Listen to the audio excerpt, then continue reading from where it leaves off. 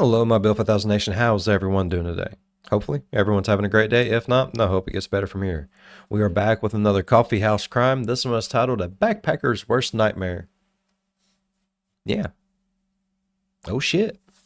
Alright, I'm excited to get in today's video. If you guys are excited as I am, please go ahead, turn them lights down low, put on something comfy cup with something special. Oh, let's get worrisome.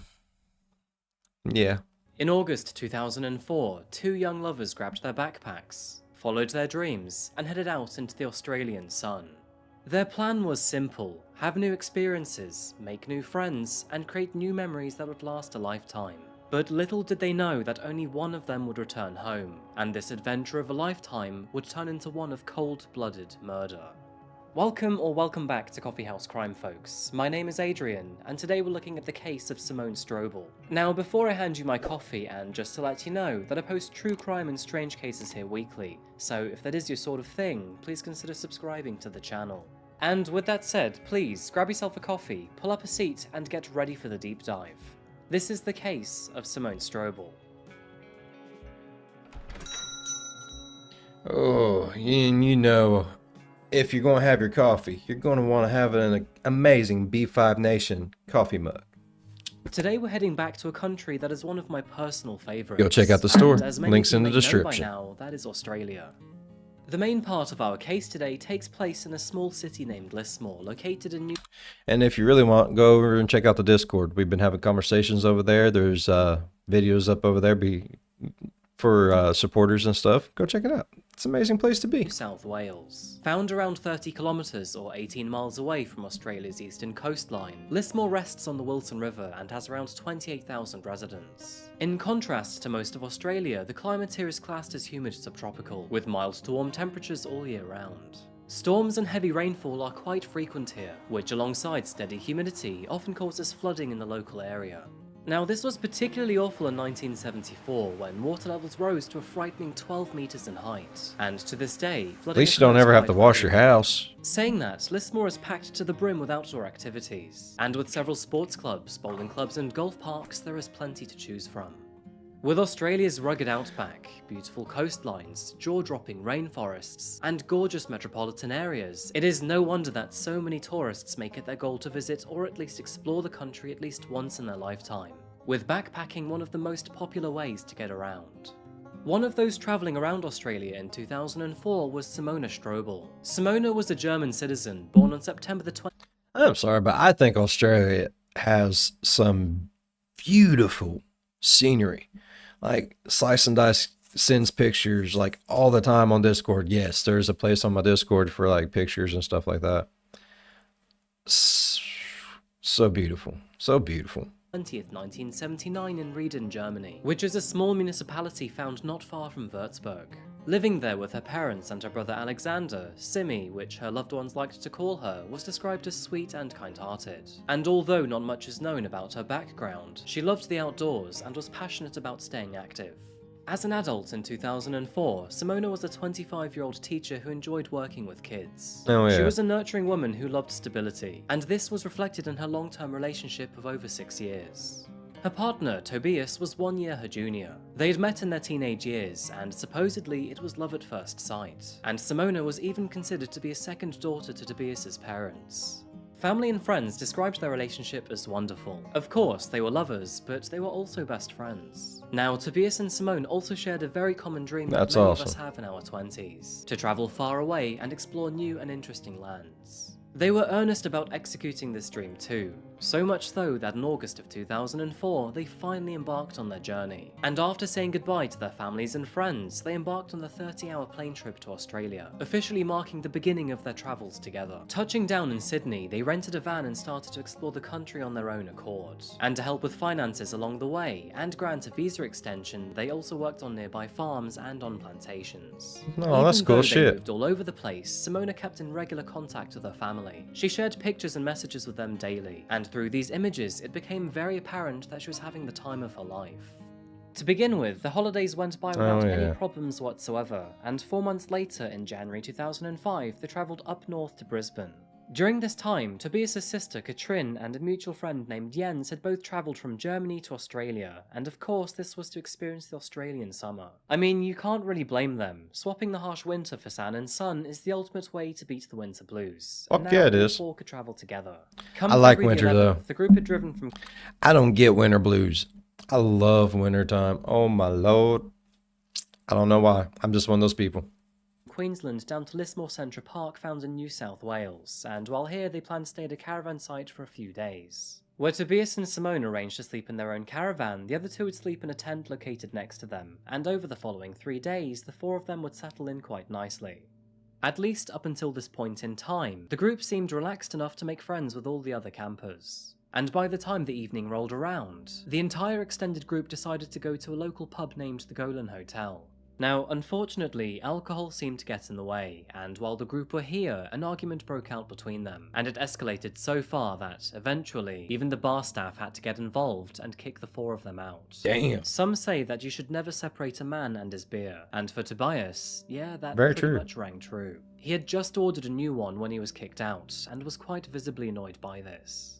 At 11:05 PM, a surveillance camera outside the bar captured the four of them being kicked out, and in this footage, Tobias can be seen insulting the security guard. The atmosphere between the four seemed to be extremely tense. Tobias and Simone appeared to be arguing, and just moments later, it seems that Katrin and Jens took his side. Now, this footage will become particularly crucial to this case. As it turns out, this would be the last time Simone was ever recorded on camera, and only 2 hours later, she vanished without a trace. Damn. Now, according to the rest of the group, the four of them then decided to turn in for the night and returned back to the campsite. But despite the long walk home with some fresh air, it didn't seem to improve the mood of the group. Their conflict continued back at the caravan site, and allegedly, after a more heated discussion, Simone walked out of the campsite to calm down. Now, we can all agree that this is probably the best solution for de-escalating an argument. Building distance from a problem and taking a moment to breathe allows us to gain clarity and see the wood from the trees. But Simone had left the area decompress so sometimes, abruptly bro. that she had left her phone and even her shoes behind. Maybe the phone can be seen as out of character, but going without any shoes was seen as incredibly bizarre. With every hour that passed by, the rest of the group became further concerned, and 7 hours later, when sunrise arrived, they knew that something was very, very wrong. They eventually searched the entire campsite, asking if anyone had seen her, but unfortunately, these efforts came back fruitless, as no one had, and by 7 AM, the group were concerned enough to inform authorities.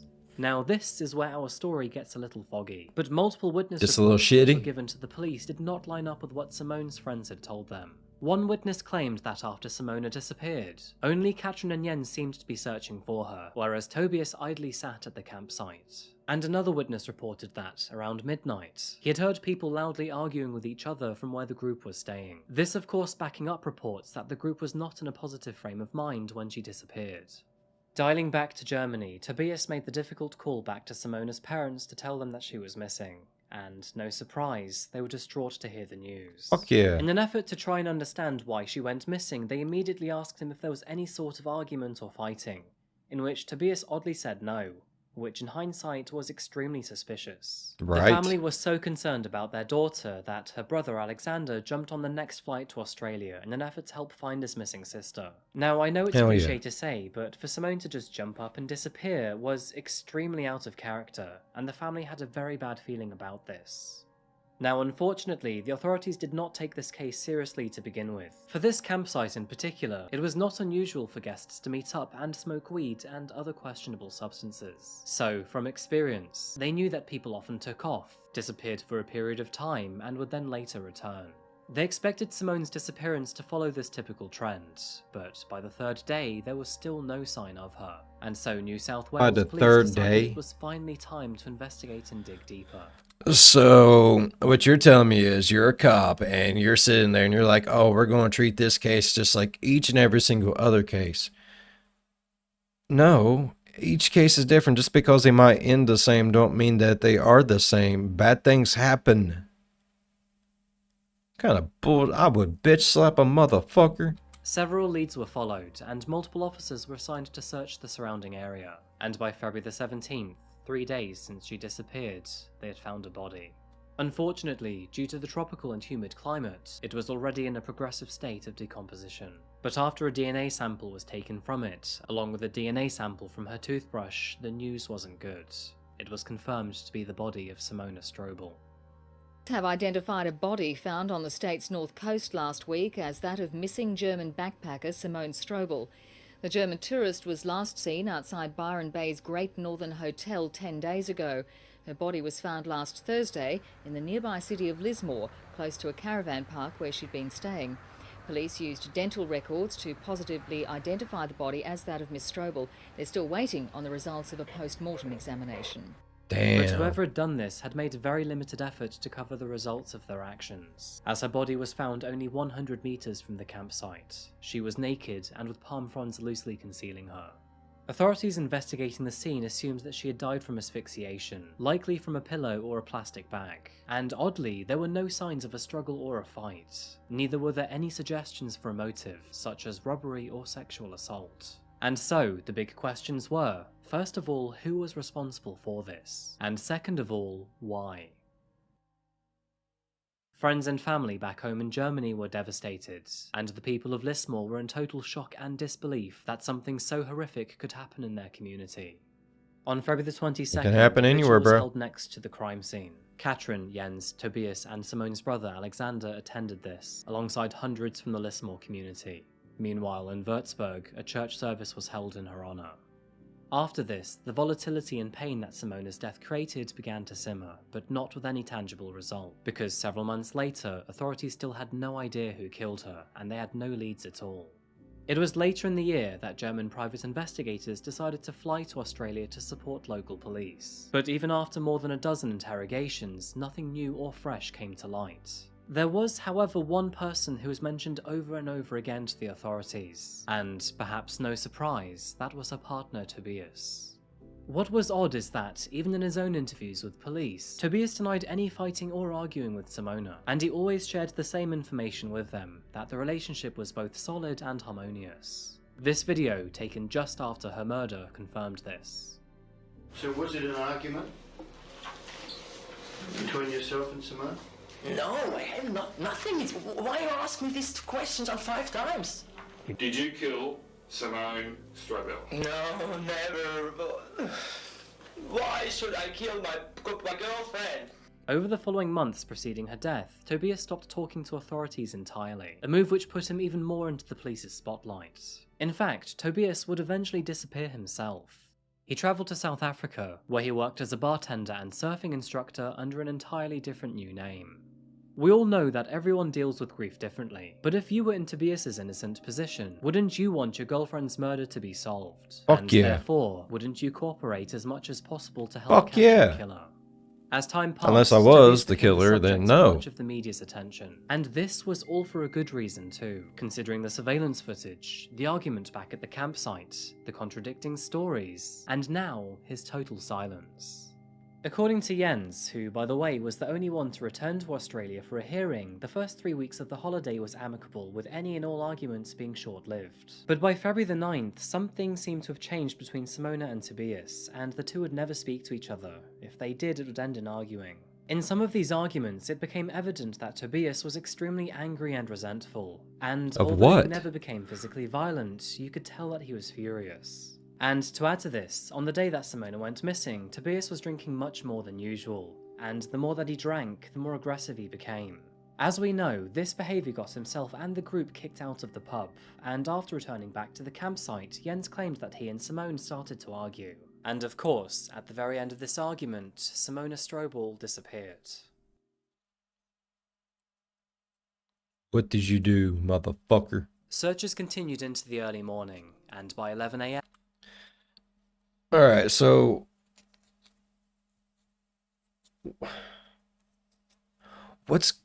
why? They're going on a trip of a lifetime for someone their age, and is it because there's other people with them? Does he think that she's doing things with them, or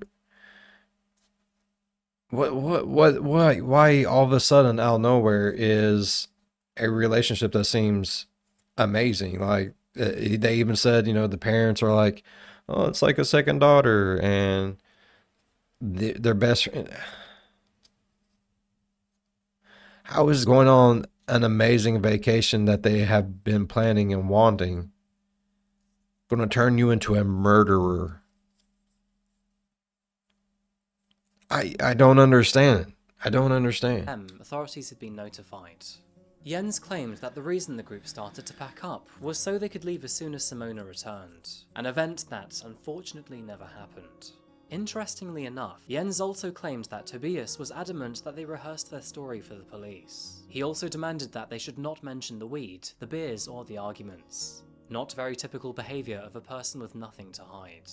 Jens wasn't happy with the idea, and furthermore, when police asked him if he believed Tobias could have killed her, he said, "I don't know, I've known him for a long time. I could not imagine him being capable of such a thing, but I admit that, on the day of her disappearance, I'd never seen this aggressive side of him before. That was completely new for me."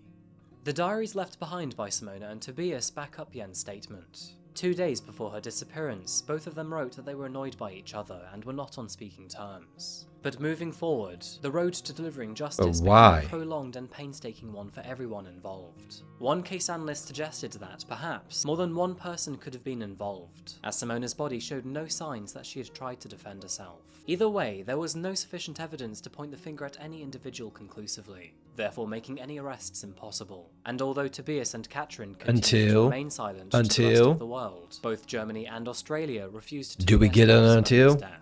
But as the years passed by, Simona's murder eventually fell into the category of cold cases, and only endless discussions, TV reports, and even a book about her kept the case alive. We're jumping forward several years. Holy shit. 2014, 9 years since her death, the Bavarian Office of Criminal Investigations announced a $10,000 reward for any information that would lead to an arrest or conviction. And 6 years later, on October the 15th, 2020, Australian authorities raised the stakes by announcing a $1 million reward, the equivalent of £550,000, or $675,000 US. Although Simona's dream to live in Australia had died with her, it seems that Tobias had got what he wanted. By 2020, he had moved to Perth, found a new partner, changed his name, married, and had 2 children. Now, just to clarify, if Tobias was innocent, he did deserve to eventually move on with his life, especially after 17 years. But according to investigators, that doesn't appear to be the case. Because on July the 26th, 2022, Tobias's world came crashing down, and his past actions finally caught up with him. Police have issued arrest warrants for 2 German women following the murder of a 25-year-old backpacker on the state's north coast 17 years ago. The victim's former Australian boyfriend has now been charged with her murder and was extradited from Perth overnight to face a Sydney court. Tobias Moran is tonight behind bars in Sydney, leaving behind his new life and new family. His alleged dark past catching up with him. Tobias, what have you been doing for the last 20 years? The 42-year-old, who's been living in Perth with his pregnant wife and 2 children, was extradited last night. He's now charged with killing his then-girlfriend Simone Strobel 17 years ago. Tobias, do you have anything to say to Simone's family? The German couple had been backpacking with Moran's sister Catherine and friend Jens Martin when Simone disappeared from a Lismore caravan park. Her body was found 6 days later. Moran has always claimed he's innocent, but in 2007 refused to return to Australia for an inquest. In July 2022, Tobias Moran, who was formerly known to be Tobias Suckfuell, was arrested in his home in Perth by Strikeforce detectives. He appeared in court the very next day, and was remanded in custody pending extradition to New South Wales, where he would then face court proceedings in Sydney. Good lord. Shortly after his extradition, he was then charged with murder and attempting to pervert the course of justice. In addition to this, further arrest warrants were issued for Katrin Suckfuell and Jens Martin, in relation to allegations of being accessories to concealment of the crime after it was committed. Interesting side note here, but back at the crime scene, one single strand of blonde hair had been found next to Simone. The hair was rootless, meaning forensics had only one shot at testing the strand, but Tobias, he had blonde hair. Which may not sound substantial, but when you realise that only 2% of the population has it, that does tend to whittle down the suspects quite generously. In 2005, DNA tests were nowhere near as advanced as they are now, and it's not confirmed if this specific hair led to his arrest or not, but at least the media highly speculates it. It is now speculated that Tobias strangled Simone in the van after their heated argument, before then taking her clothes off and dragging her into the outback with the assistance of another person. Now, Tobias still denies it, and also says that police have no valid evidence, and to everyone's despair, he was then granted bail and transferred back home. A magistrate said Are you the serious? prosecution's case was not the strongest, and to this very day, he continues to remain silent as he awaits trial. Katrin and Jens were also requested to be extradited from Germany. However, it has since emerged that German magistrates refused the deal due to a lack of sufficient evidence. Now, understandably, authorities have kept recent case progressions under wraps, but as this story moves forward, I'll be sure to let you know. And by the way, there are two ways you can keep up to date. You can either wait for the video to be released here, or follow my social media for more and quicker updates. Yeah. Damn, that's crazy.